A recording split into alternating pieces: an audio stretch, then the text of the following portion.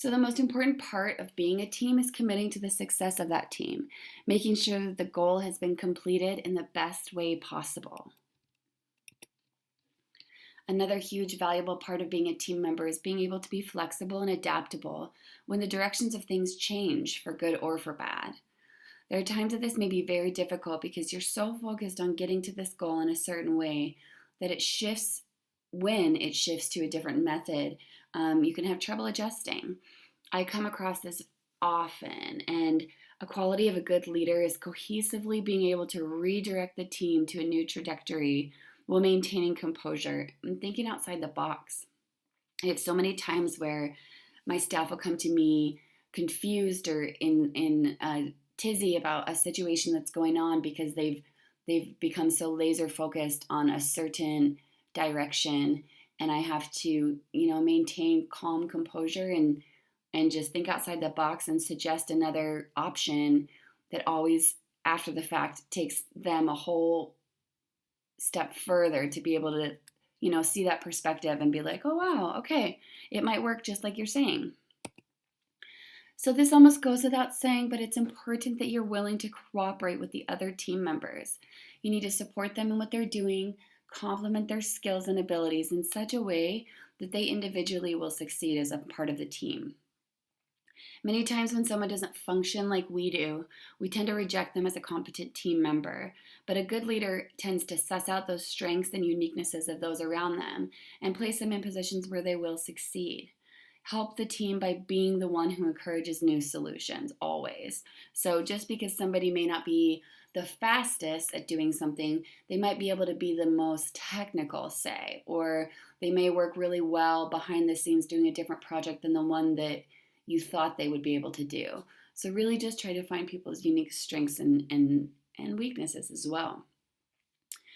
So one of the true characteristics of a great leader is that such a leader is willing to step back and let the team members or individuals receive credit for their accomplishments. Even as an individual team member, it really is not about you receiving credit for the accomplishments, but you as a part of the team. More than once, I've seen quality leaders give credit to other people for something that was really the idea of the leader, and they just step back and say, you know what, this is all this other person, and it makes the team really feel great. So being a problem solver, this goes back to the concept of being a visionary and thinking strategically. By being a problem solver, you become the type of leader that can be trusted by your team members to anticipate problems and to address them prior to them even arising.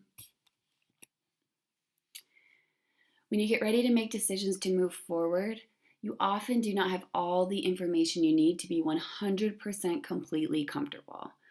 That's why you're the leader of the organization. You will reach the tipping point of information and then you can move forward because you understand the big picture, the arena of it all. So Colin Powell stated once that when he had 65% of the information that he needed, he was ready to move forward. All other qualities of a great leader we've talked about up to this point should make you feel secure with the fact that as much information as you've received thus far, you're making the best possible choice for the team. On another perspective of that same kind of idea, this is called the power of positive procrastination.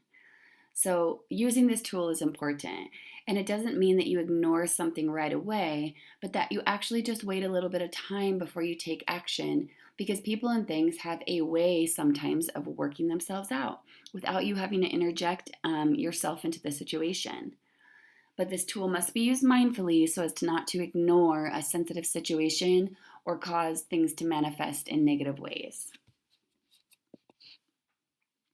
There are going to be times that you'll make mistakes as a leader in your problem solving, and you need to simply learn from that mistake and press on. The first time you make a mistake in a situation or addressing a particular issue, make it a learning experience. Be cautious, take note of your error, and make sure that you learn from it rather than make that same mistake again. And lastly, let's talk about meetings, leadership and meetings. I'm sure we've all been to many, and conducting a good meeting is a true art and it takes real effort. We've all participated in good meetings and bad, but the good ones where we feel like our time was valued then it was worth the effort and the time to be there. We've all participated in other kind of meetings where you feel like it was just a waste of your time and energy and nothing was really accomplished. So as a leader, it's your responsibility to optimize the time of your team members and conduct good, efficient meetings. The key is really to get in, tell them where they're going, what to do with a set timeline, get out and take action. So develop a very tight agenda and stick to it. Start on time and end on time. Again, facilitating a meeting is a real gift, and it does take significant talent, especially when the meeting topic is contentious. This happens a lot of times. Otherwise, there's a reason to have meetings, but a lot of times it's when things have gotten to a point where it's been a very long time. So there's issues underlying that are bubbling and need to be discussed. So job 1, set the ground rules for the meeting and stick to them. The facilitator must ensure that everyone is heard and that nobody dominates the meeting. Understanding negotiations and conflict resolution. So there can be some real tough spots in these meetings where negotiations need to be reached. And when you're trying to move things along, they can plug up a meeting. So you can always use the parking lot concept if you get stuck. Get everybody in the meeting to agree that at this point in time, we just can't solve this issue. We're going to put it in a parking lot of things that need to be worked on later and move on.